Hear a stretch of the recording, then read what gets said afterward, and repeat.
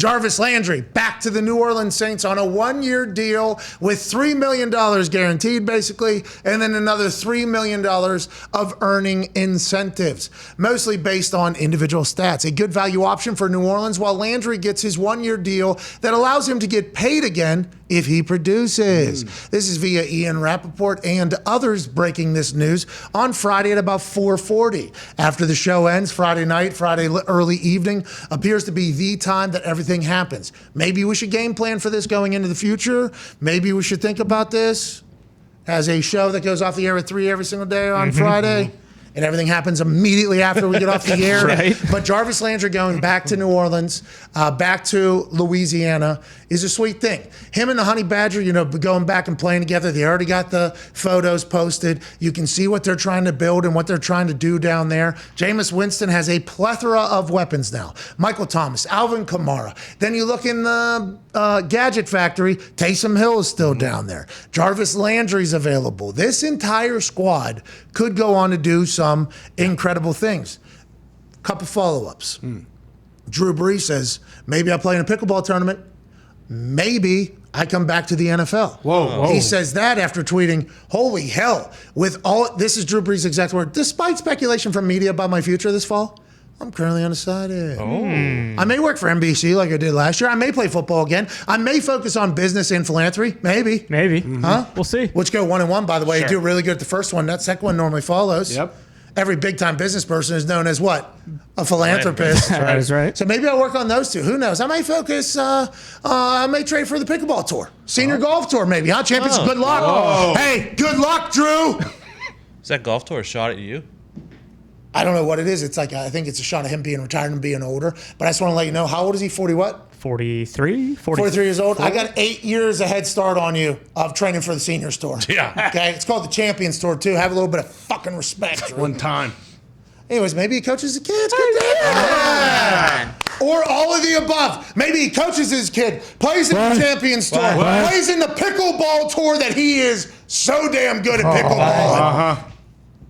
Maybe he works on his philanthropy and his business. Maybe he plays football again. Maybe he works for the NBC. And maybe he is still undecided. All of the above might be true. Drew Brees says, I don't know what the fuck I'm doing next year. How does anybody else know what I got going on? But this announcement comes shortly after a couple tweets where he starts looking at all the weapons that the New Orleans Saints has and says, man, it would be a lot of fun to maybe throw them the football. It would be a lot of fun for me to maybe get back into football. Man, signing Jarvis and Tyrann Mathieu makes me want to come back and play again. Great additions, leaders, and players. It's fucking Wow.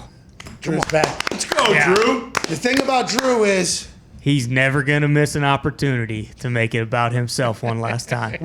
Jarvis Landry. Who all was interested there? Do we know? Were the Saints by far his biggest offer, or was he taking a little bit of a discount to go back to Louisiana? Because there's a lot of fans and a lot of fan bases out there saying, whoa, we could afford a $3 million deal with another $3 million in incentives for 1 year with fucking Jarvis Landry. Yeah, the reaction, I should never be surprised, but I was surprised by the reaction from so many fan bases and others when he signs for a deal that doesn't look that big. You know, the possibility of $6 million, like, okay, that seems fine. The fact that it's a base value of $3 million is, you know, for a veteran with a big name, it's pretty low.